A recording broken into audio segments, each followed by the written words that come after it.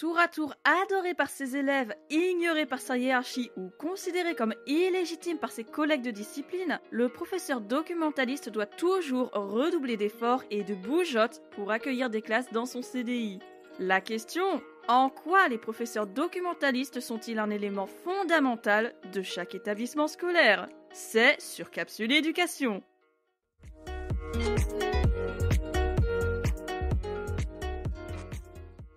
CDI allez c'est simple, comme Centre de documentation et d'information. Tu le connais peut-être aussi sous le nom de CCC, Centre de connaissances et de culture. Un espace exclusivement réservé au collège et au lycée, en général et technologique, en professionnel ou en agricole, en REA, en gros tout le second degré, voilà. Dans le premier degré, il y a bien une salle de bibliothèque, il y a bien un accès aux livres pour les écoliers, mais il n'y a pas de professeur documentaliste.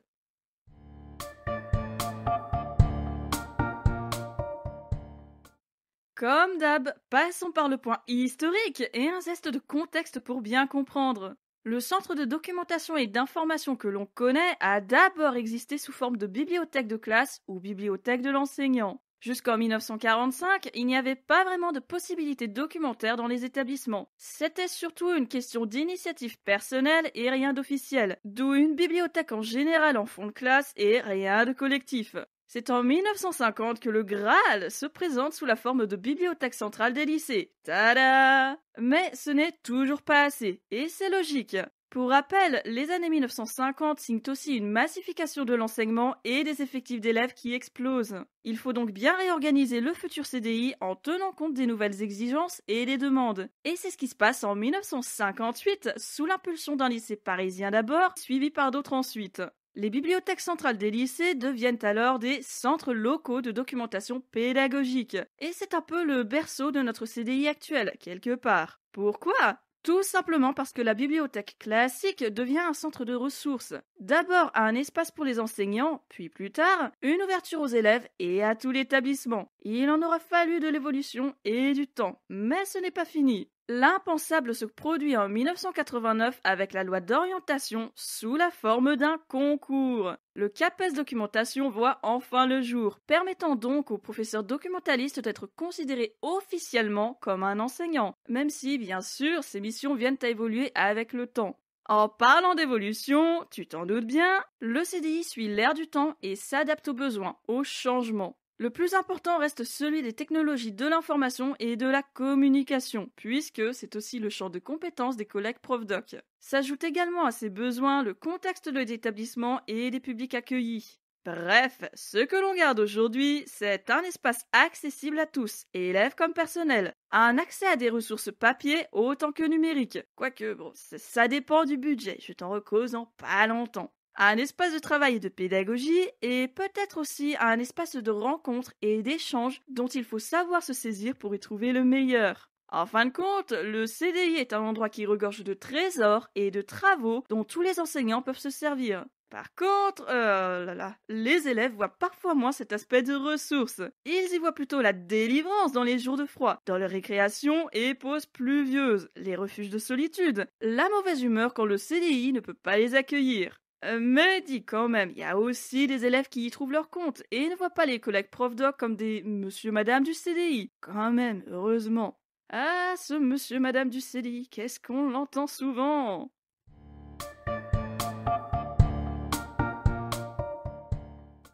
Loupe sur les professeurs documentalistes. Allez! Les concours ouverts et leur mission, découvrons ça. La dernière circulaire de mission date de 2017 et elle développe 3 axes pour les collègues. D'abord, un enseignant et maître d'œuvre de l'acquisition par tous les élèves d'une culture de l'information et des médias. Ensuite, un maître d'œuvre de l'organisation des ressources documentaires de l'établissement et de leur mise à disposition. Et enfin, un acteur de l'ouverture de l'établissement sur son environnement éducatif, culturel et professionnel. En clair, des missions à la fois pédagogiques et éducatives. Traduction personnelle, une mission d'apprentissage auprès des élèves et un champ de compétences qui s'étend sur les sciences de l'information et de la communication, fondamentales dans notre ère numérique. Une autre mission sur le CDI en lui-même, à base d'enrichissement des fonds documentaires et de culture, forcément, en passant d'ailleurs par des aspects plus administratifs et quelque part aussi plus chronophages. Enfin, vient l'ouverture de l'établissement, que ce soit au niveau éducatif, professionnel, culturel, ouverture au monde, une démarche qui s'inscrit dans le projet d'établissement et à laquelle le professeur documentaliste participe pleinement. Tu l'auras peut-être remarqué aussi, le CDI de ton établissement est généralement situé au centre du site. Au cœur de l'établissement même, oui, et c'est plutôt joli comme intention, mais au-delà de la poésie, c'est surtout une vérité. Le CDI est ce lieu particulier qui n'est pas une salle de classe, mais où l'on apprend et où l'on se forme quand même. Et le professeur documentaliste n'est pas un enseignant comme les autres. Il n'est pas professeur de discipline et il n'a donc pas de classe attitrée. Mais en même temps, il a tous les élèves parce qu'il travaille avec ses collègues de discipline. Et au final, il enseigne quand même aux élèves, est censé les rencontrer tous dans l'année. Pas une salle de classe, pas une seule classe, pas vraiment d'emploi du temps fixé sur un logiciel, et un endroit souvent disposé de manière à être facilement repérable dans l'établissement pour être accessible à chacun. 2-3 bricoles en plus pour le professeur documentaliste. 36 heures hebdomadaires qui se découpent en 30 heures d'information et de documentation, au CDI et au cours donc. Et 6 heures restantes dédiées aux relations extérieures. Les évolutions de carrière sont elles aussi variées. Les concours ouverts pour devenir IEN ou IPR, voire PADIR s'il veut tenter sa chance. Ou bien tenter de devenir chargé de mission, s'associer au Clémy ou au réseau Canopé, ou même au réseau Eduscol, c'est possible aussi. Ou devenir formateur. Mais enfin bon, avant de penser à l'évolution de carrière, d'abord passer par un concours. Dans le public et l'agricole, on parle de CAPES ou de CAPESA documentation. Dans le privé, c'est le CAFEP CAPES documentation ou le KR documentation. Externe, interne, troisième concours, ça dépend des années, ça dépend des postes ouverts. Oh, attends, je viens de piquer ta curiosité là? Tout concours documentation confondu du public, il y avait 206 postes offerts en 2011, 250 en 2014, 412 en 2016 puisque tous les concours étaient ouverts, 170 en 2019 et 160 en 2021. Dans le privé, là, le CAFEP CAPES ou le KR réunis, il y avait 45 postes offerts en 2011, 61 en 2014, 63 en 2016, 52 en 2019 et 46 en 2021.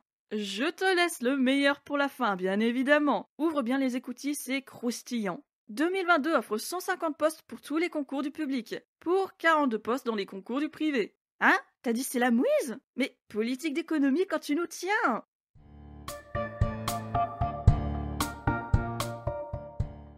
Hop hop hop, pas si vite.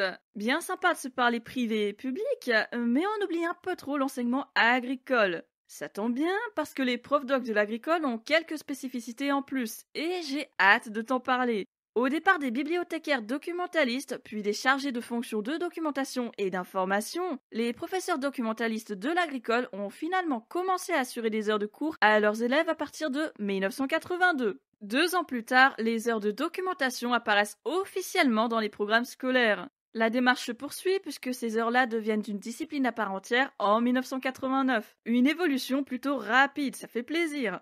Tu vois déjà les différences entre l'enseignement agricole et l'éducation nationale, qui n'appartiennent pas du tout au ministère au passage. File écouter l'épisode 17 si tu veux en savoir plus là-dessus. Bref, la matière infodoc est plus reconnue dans l'agricole que dans l'éducation nationale. Il y a des heures de cours définies en fonction des modules de la formation, donc forcément les heures sont réparties sur un emploi du temps officiel. Le prof doc ne se base pas sur un programme en soi, mais sur un référentiel. Et comme les élèves sont soit des élèves de bac pro, soit des BTS, il y a des CCF à faire passer. Ces contrôles continus de formation existent aussi dans la matière infodoc. Et c'est bien le professeur documentaliste qui les organise et les fait passer. Cerise sur le gâteau, le prof doc de l'agricole participe au conseil de classe, ce qui veut dire qu'il a une place dans le bulletin, donc il doit le remplir aussi, forcément. Et entre tout ça, il y a évidemment la gestion du CDI en lui-même. Tu vois donc qu'il y a des missions similaires, mais aussi un caractère assez spécifique. Bon à savoir pour compléter tout ça, les établissements agricoles ont un effectif d'élèves réduit. On peut même se dire que c'est moins chargé que dans l'éducation nationale. Et il s'agit principalement d'enseignement technique ou professionnel avant tout, même s'il y a aussi des LEGTA, des lycées d'enseignement général et technologique agricole. Au niveau des postes offerts, c'est la même chose. Un effectif réduit, beaucoup plus restreint que dans l'éducation nationale. Et en plus, élément qui a son importance, c'est un mouvement national pour l'agricole, y compris pour les collègues prof doc. Ouais, là ça pique un peu quand même.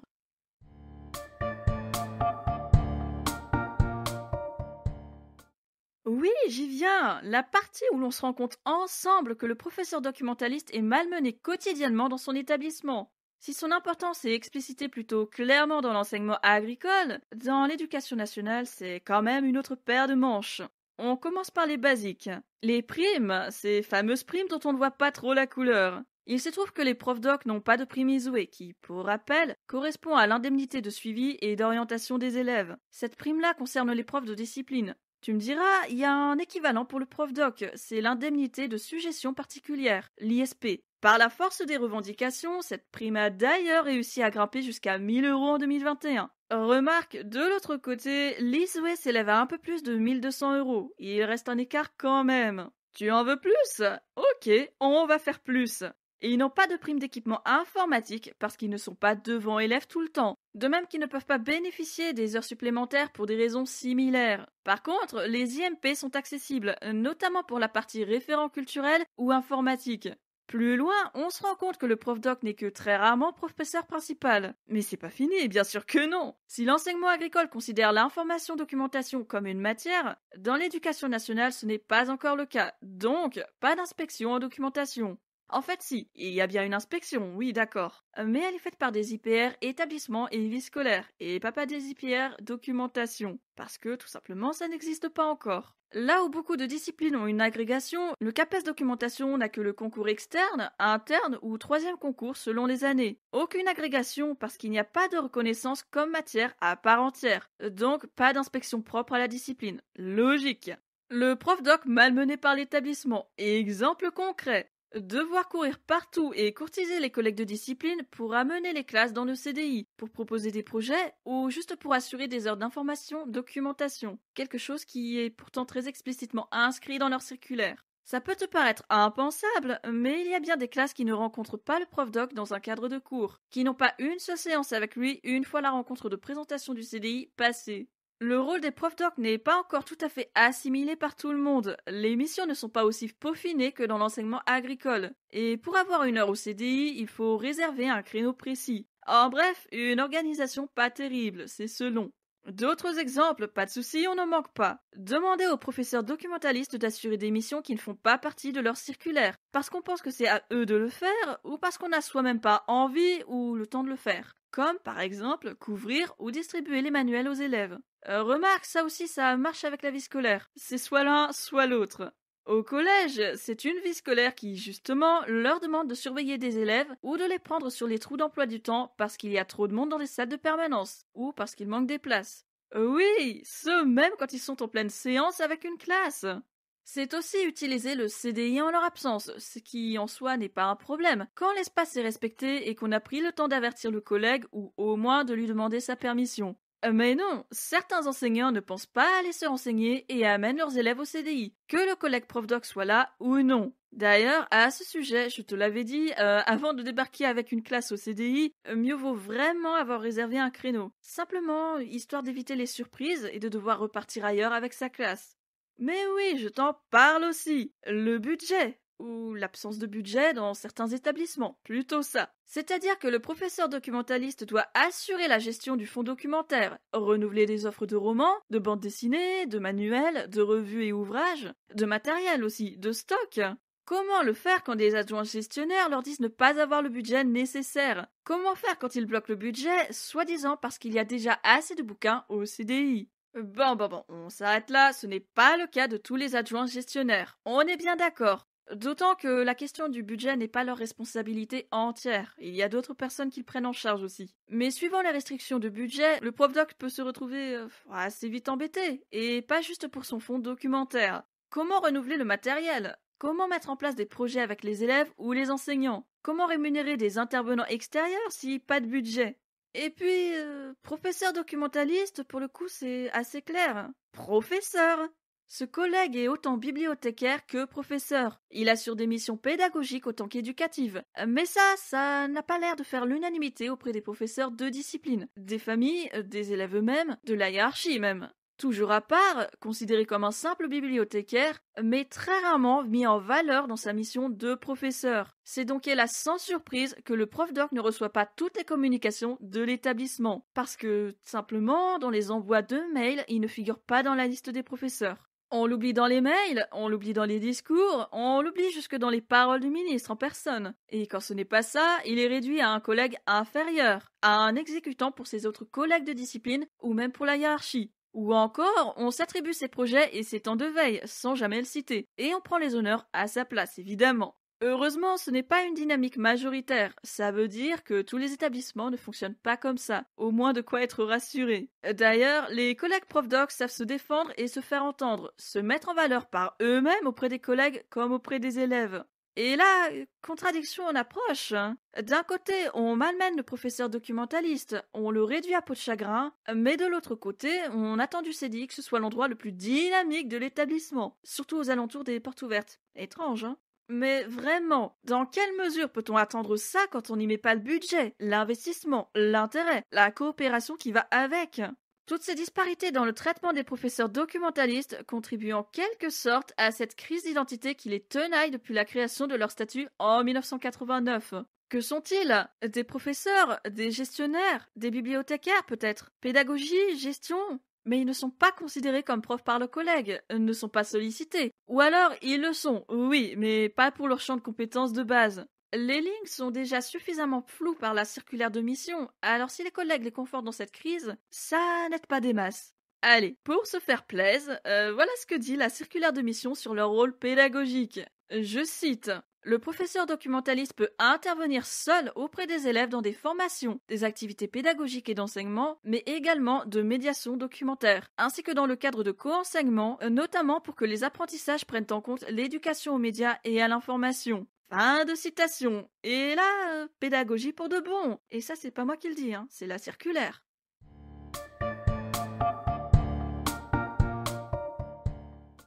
On vient de comprendre à quel point le professeur documentaliste est laissé à l'abandon dans sa crise d'identité. Alors qu'est-ce qui peut le remettre en valeur dans ses rôles? En quoi est-il indispensable déjà? Dans un contexte de réussite pour tous et d'égalité des chances, le CDI permet à tous les élèves d'avoir au moins un accès à la culture, à un espace de travail. S'ils n'ont pas la possibilité d'aller en bibliothèque ou en médiathèque, ou même d'acheter parce que les revenus familiaux sont modestes, les élèves ne seront pas pénalisés pour autant. Oui, je sais, tous les CDI ne sont pas à la page sur les nouveautés. Et tu sais pourquoi maintenant? Une question de budget principalement. Mais la culture reste accessible aux élèves malgré tout.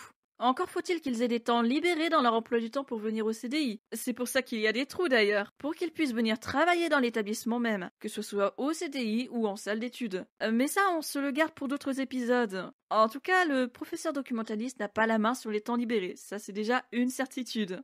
Deuxième élément, les élèves qui viennent travailler ou qui cherchent des choses en particulier, un livre ou un manuel, une référence ou qui ont juste une question, c'est vers le professeur documentaliste qu'ils se tournent. Cette présence est non seulement indispensable pour maintenir le cadre calme et studieux, mais aussi pour guider ou accompagner les démarches des élèves qui viennent travailler. Pour du travail ou pour de l'orientation, pour du réconfort ou des conseils de lecture, il n'y a pas que ça évidemment. C'est aussi que le professeur documentaliste assume des heures d'information, documentation. Et ce n'est pas forcément inutile de rappeler à quel point ces cours sont une nécessité dans notre ère tout numérique, avec tous les dangers, tous les risques et toutes les évolutions qui exigent qu'on s'adapte à vitesse grand V. Ces cours d'infodoc et d'éducation aux médias et à l'information sont vraiment plus qu'indispensables, même s'il y a au final assez peu d'heures.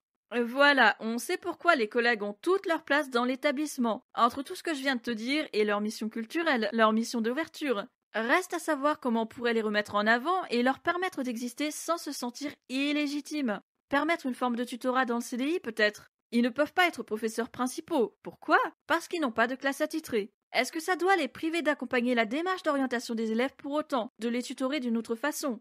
Non, il y a des choses à faire. Ils peuvent faire plus qu'avoir un simple rayon orientation dans le CDI. Ils ont les outils, l'écoute et le contact avec les élèves, autant que les professeurs de discipline. C'est une forme de tutorat en complément des collègues.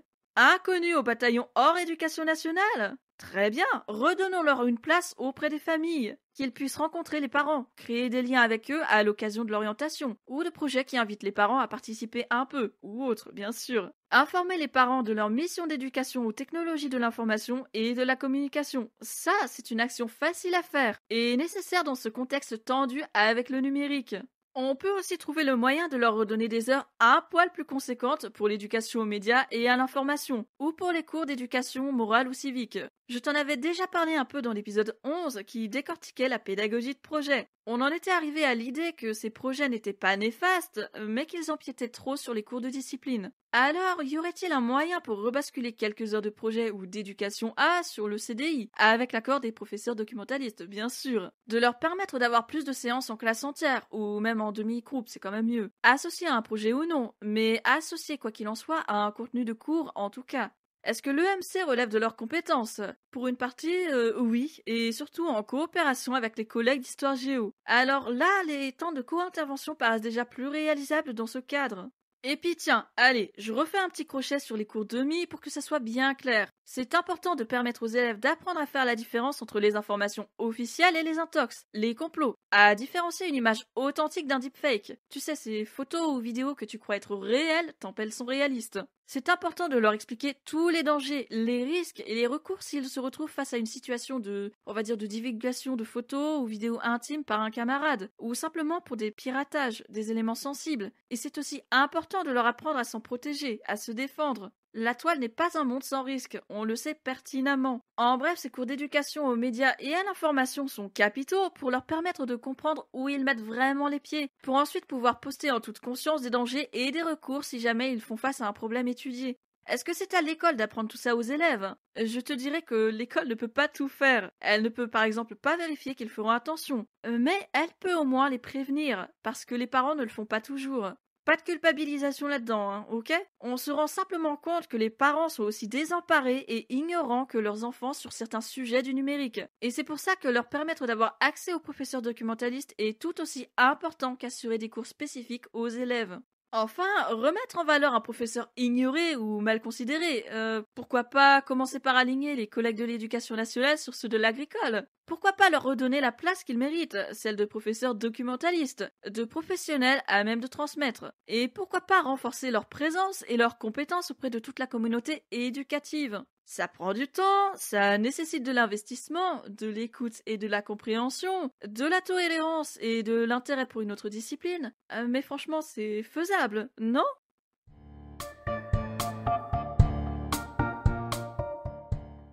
Je me souviens de tous les profs doc que j'ai eus dans ma scolarité, du collège jusqu'au BTS. Selon les années, j'y passais plus de temps, ou moins, en fait ça dépendait.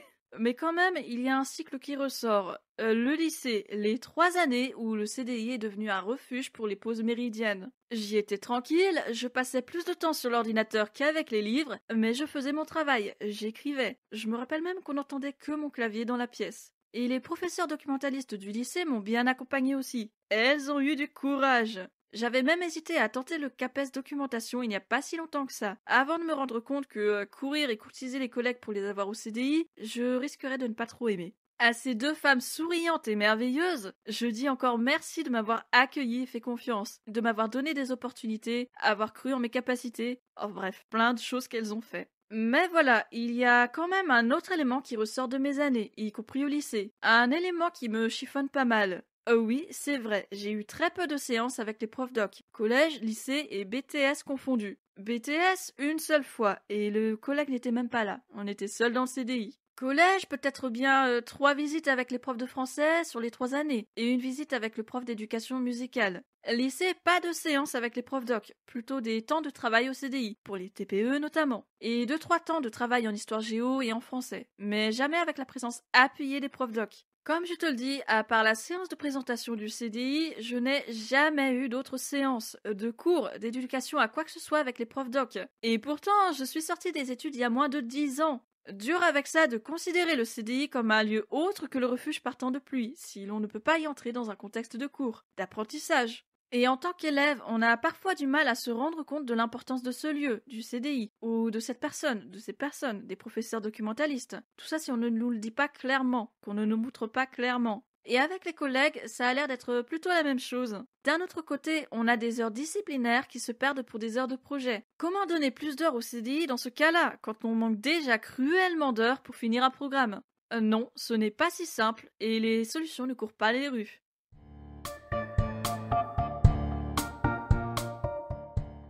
Professeur documentaliste, ce professeur qui manque de reconnaissance en toutes circonstances, de ses collègues et sa hiérarchie jusqu'au concours, voire des élèves.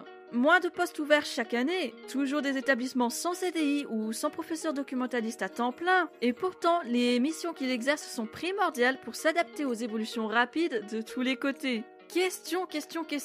Pourquoi ne pas aligner les professeurs documentalistes de l'éducation nationale sur ceux de l'agricole?